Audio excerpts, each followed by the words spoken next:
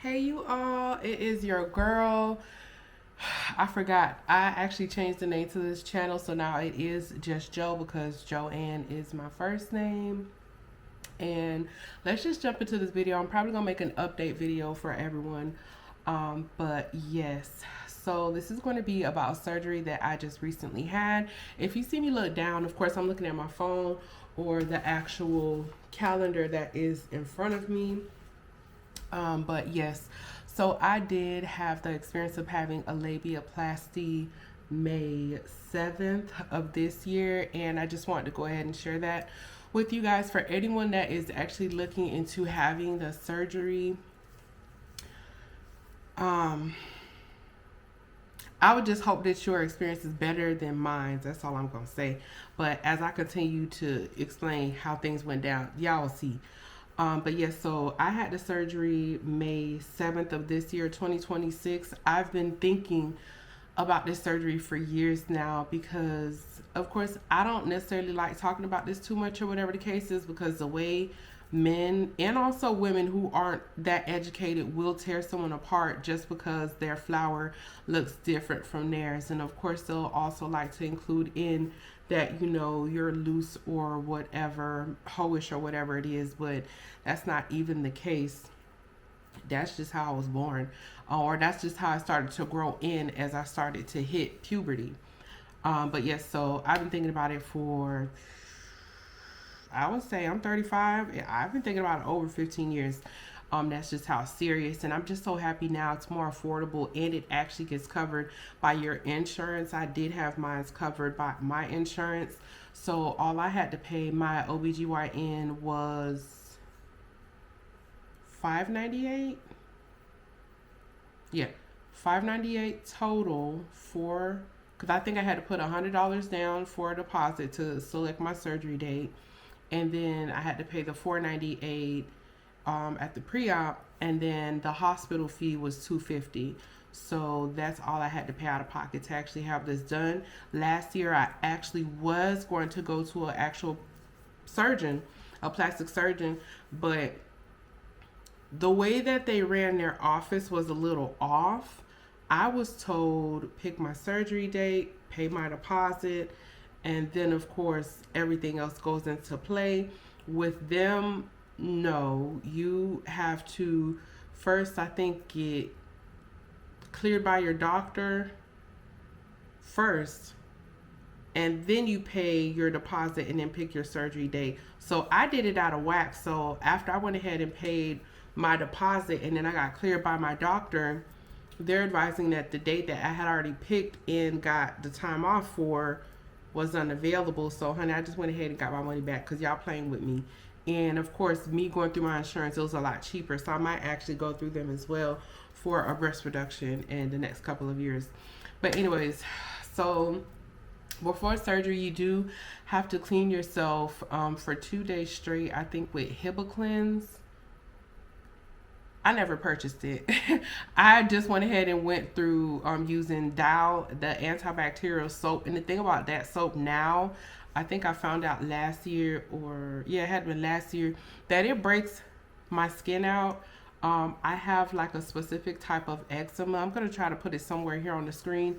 It starts with a D, but when I use Dow soap, it breaks my hands, like this part of my hands and my feet, and sometimes the skin right here and my feet out real bad. But I'll do it for surgery. I sure will. So yeah, so you have to clean yourself 2 days before surgery with that, and then of course the morning of surgery, I was the first one on the table. Was I a little nervous? Not really. I just really wanted to get it like done and over with. And of course, I've watched a whole bunch of other people's vlogs and seen how they were going through it. So I was just ready to get it done and over with. So when I woke up from surgery, I was okay.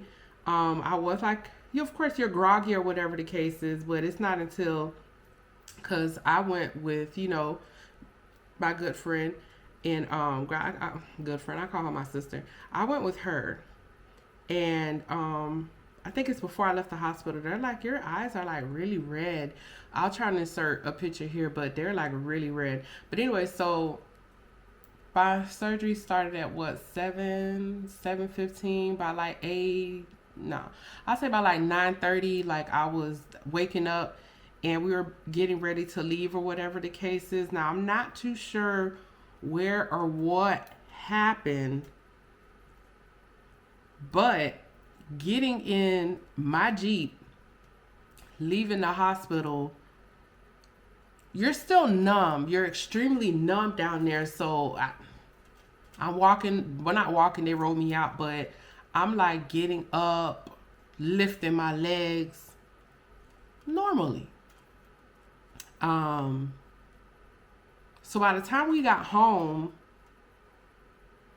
I could feel that whatever pad that I had on, it was already full. So by the time we got down here and I'm on the toilet, like it's a lot of blood everywhere. So we called the center back and they said come back and go to the ER. And then on our way back, they advised just come back to the actual offices because it's right next to the hospital, literally right next to the hospital. So we had to go back, and it's like a 40-minute drive. So we had to go back. Like I said, I wasn't in any type of pain or whatever the case is. It's just that some of my stitches had to have popped when I had first got up to get in the car. So I'm like, I'm a little scared. Not little. I am scared because I don't know. I don't think I'm going to bleed out all the way because once I sat in the car, that kind of like stopped it because, of course, I have on, because I think, I wish I had one, but the hospital or the hospital itself, they have like, for postpartum after you have a baby, it's like these big cooling pads. So I had extra, they gave me extra, so of course I had that on. And then I think I probably lathered it up with this and of course some of this. So we got back to my doctor's office and they had a wheelchair for me. We got upstairs, went into a room, and she's looking at it. She was just like, yeah, some of your stitches did come out. So I'm still numb for the most part.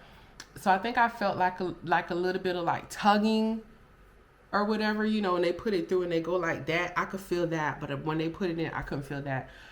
So they got cleaned it up, started stitching. I don't know if she maybe added, I don't know, maybe 3 or 4 stitches, but it was all on the right side of me.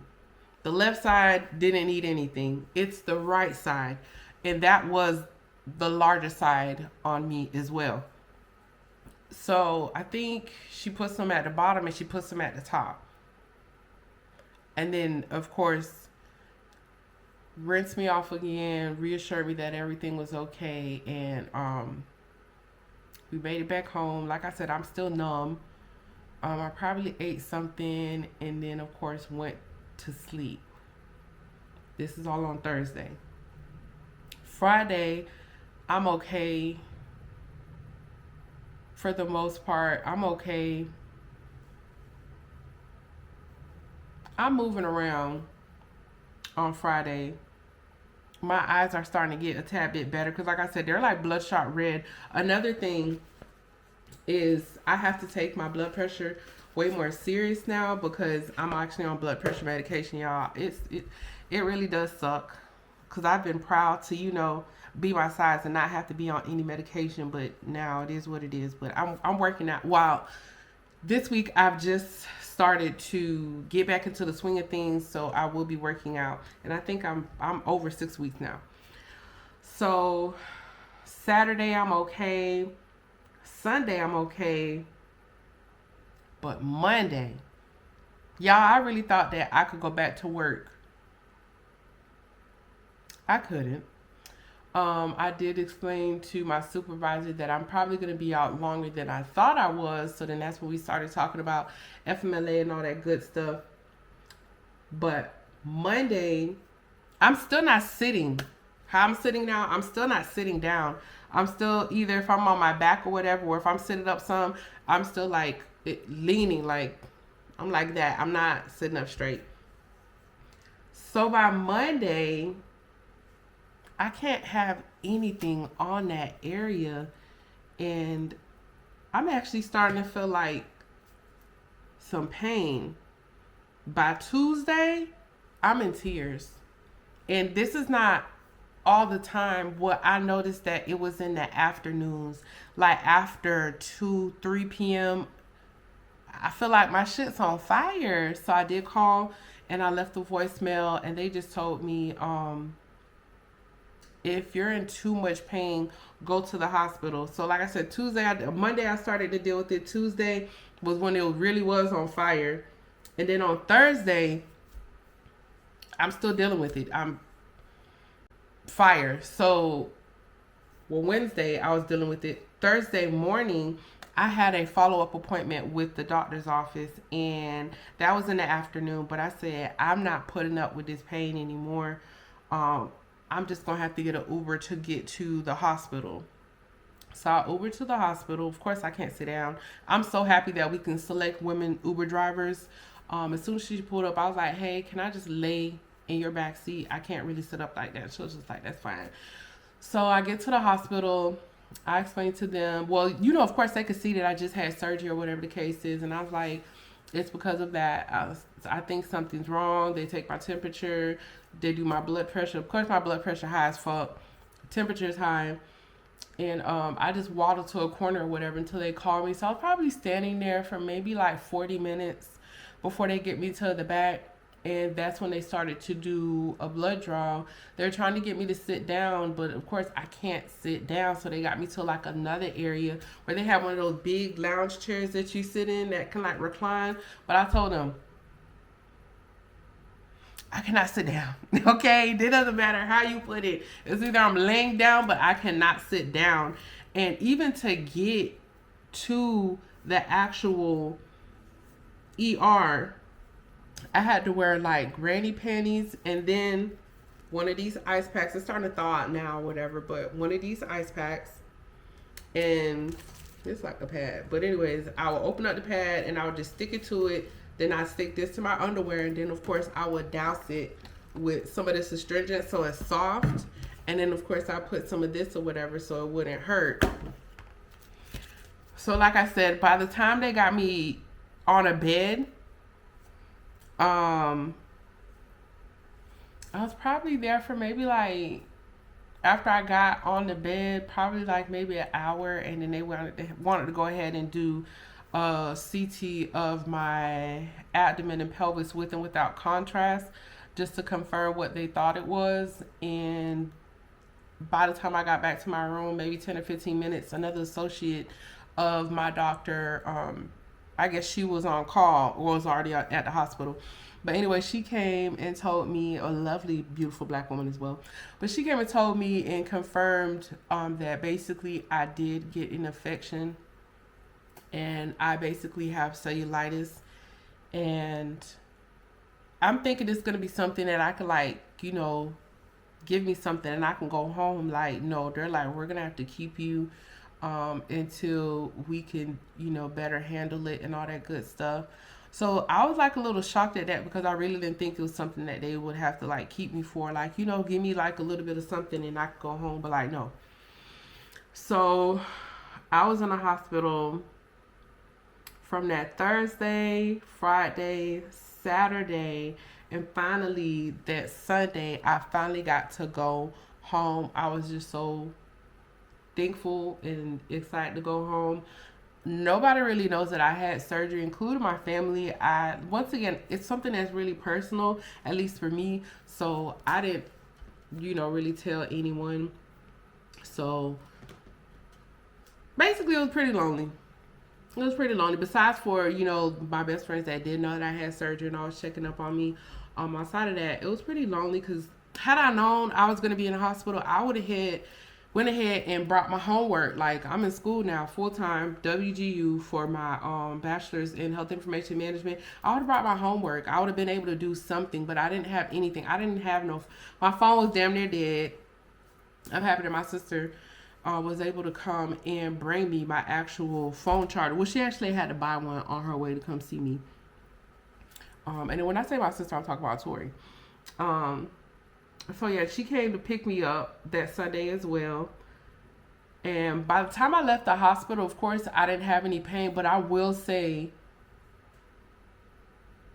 once I was able to finally lay flat, I had one black nurse. She was lovely. Shift change came, so it was like around 6:30. They tried to like move me to like another private like ER room, and I'm telling them before they even moved me, I was like, I'm starting to feel this pain. So that oxy that y'all give me, it's so they moved me to another room, and by that time I was in tears. Cellulitis is nothing to play with, and it is very painful. And this is coming from someone that has a very high pain tolerance. Cellulitis is nothing to play with, but it is very painful. So I had to boo-hoo cry before they finally gave me something. And I think it was Dilaudid, baby. Dilaudid will push your wig back, most definitely. But that was like basically the only thing that worked. Because that Oxy that they were doing, or that Percocet that they tried, it didn't touch anything. So anyways, I was released Sunday the 17th. That following Tuesday, I had a doctor's appointment. And I started feeling better, so I drove myself. Comes into play my little donut. I'm not sitting on it now because, of course, pain is a lot better for me. And I'm not sitting down for too long. But if I am sitting down for too long, like when I work, I do use this. Because if I don't, I feel like really sore. So I did have that appointment on the 19th. She was just basically checking things. Did she take out a stitch? Maybe she took out one stitch. Maybe one stitch. But of course she said, I'm on the better side of healing. I had to go back to her on the 26th. Y'all, after the first follow-up appointment, I knew to I always try to numb myself before I go, but for the 26th, she took out a good amount of stitches. I was in tears. But I'm not going to say that, I don't want to say that it wasn't needed, because after she did, I could move around a lot better. Because after surgery, you're going to be walking like a crab. Or like one of them horsemen, cowboys that you've been riding for a long time. Like, that is exactly how I was walking. Like this. Like, that's exactly how I was walking for a long time. Up until, I would say, when the 26th. When she took out a good amount of stitches, I was finally able to stand up straight. What else? Oh, I forgot to bring my because you have to take sitz baths. I wish I would have brought mine in here. I have two different ones. I'm just gonna bring them. Hold on. So I originally had this that I would do I don't even know what it's called anymore. Jesus Christ. Where basically I would do the hot steam thing after my cycle. So I had this, and for me, I'm a meaty girl, y'all. Like, I'm a meaty girl. This, I felt like when I sat in this, it didn't reach my bits. Okay? So I went and got another one or whatever. And this still didn't reach my bits either, but I liked using this more than this actual piece right here or whatever. So of course I was doing those sitz baths, I think maybe 3 a day between showers. So 3 a day between showers. And of course, after I left the hospital, post-infection, it was a lot easier to touch myself down there, if it makes sense, like to go down like the grooves. Because I have like one of those gloves that you wear, the exfoliating mask or whatever. It's after this after post-infection, I was able to go down like the grooves and clean myself a lot better. Before then, I could not because it was way too painful. Um, of course, every time you use the restroom, you do have to have one of these. I was using bottled water because of the infection. I was so scared.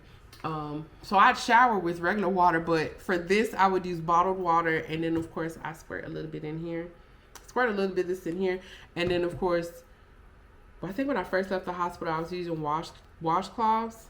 So I would use the restroom, spray clean with this, and then I'd use like a washcloth and spray this with the washcloth, get it nice and wet, and then put it on there, and then I'd stand up straight, and then I'd wait, a couple of seconds or whatever, about 10 to 15, and then I will go and lay in front of my bed because I have a fan, and I will air dry.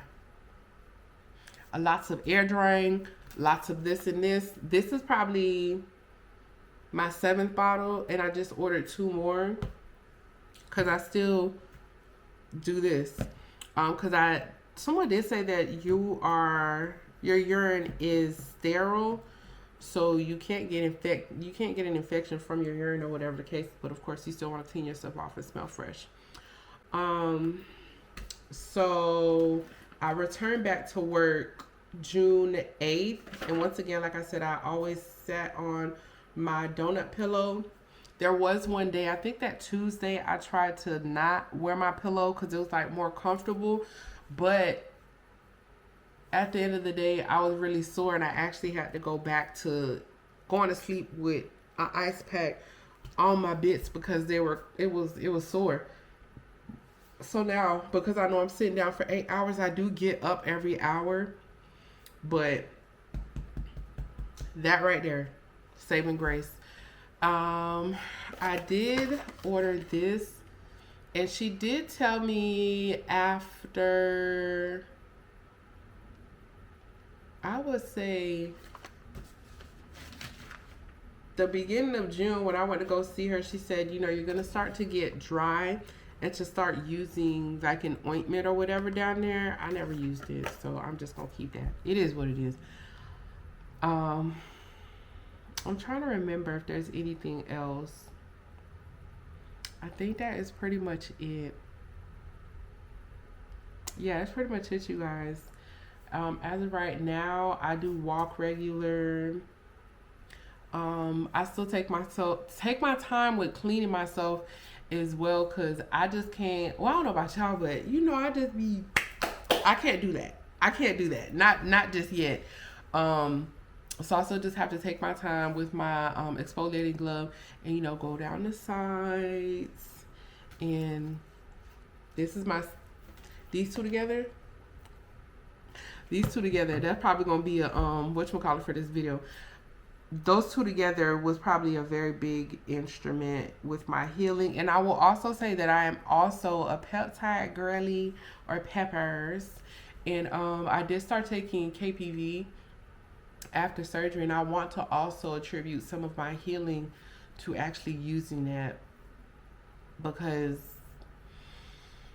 once again, y'all, cellulitis is nothing to play with, and it is very painful, and it's coming from someone that has a very high pain tolerance. That shit is no freaking joke. But I would say in the hospital, I did regret having the surgery only because it was so painful, and I really just didn't know how things were going to end up. But now, today, it being June 21st, I do not regret having the surgery. Like I said, it's something that I've wanted for so long, and to just actually have it done and just be more comfortable. Like, I finally understand why so many women freeball so much. Like, before, because it's like you feel skin. I don't know how to describe it. But anyways, now I love the free ball. Any chance I get, I will free ball. Hell, I have a fan. Because of course I try to air dry after I finish taking a shower. But like one of them clip fans that I have in my bathroom.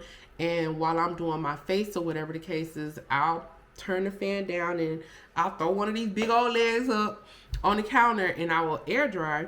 So I bought another fan for my office, and I clip it to this part.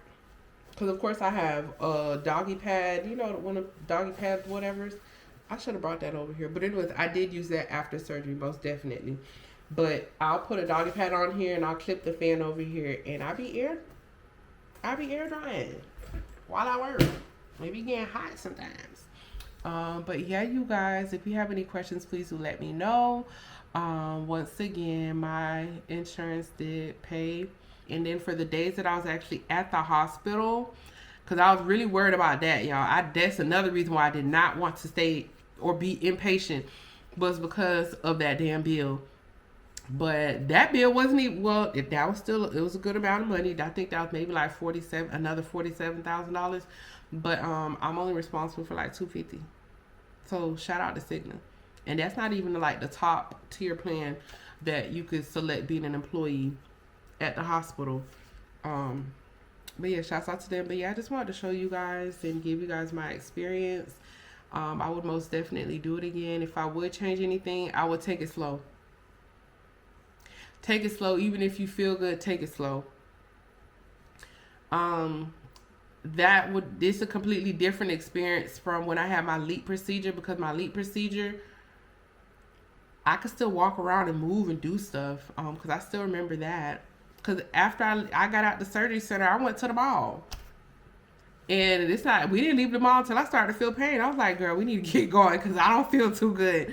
But completely different experience. And it's like squatting. Like I said, I love throwing my legs up on stuff to air dry and stuff. Like at first I could not do that. Like getting in and out of a higher car, you still have to take your time. So I would say that if you're a plus size girly like me, and then that's another thing to take into consideration, being plus size, having this surgery, and I'm mostly top heavy. All my weight is up here, so it's sitting down on that. So that's why for a lot of stuff I couldn't sit down because it was way too painful.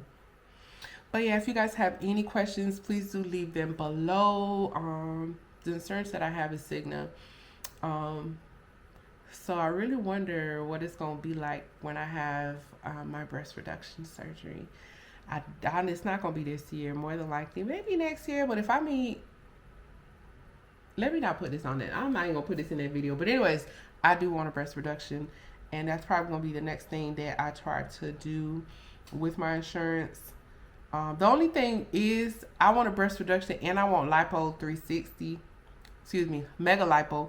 So that's why I'd much rather just go to Mexico probably to get my breast reduction and with the mega lipo.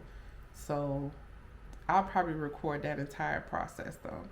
But anyways, thank you guys so much for watching. Once again, if you have any questions, please do leave them below and I'll most definitely answer. And yeah, you guys, I'm most definitely trying to record more for you guys.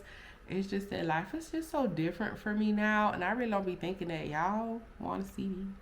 I just really want to record this video just so I can get the information out there for anyone that does have questions about a labiaplasty. Because once again, I don't see too many women of color sharing their experiences. And then I understand because people on the internet could be so cruel. But anyways, you guys, take care and show some love below. Bye.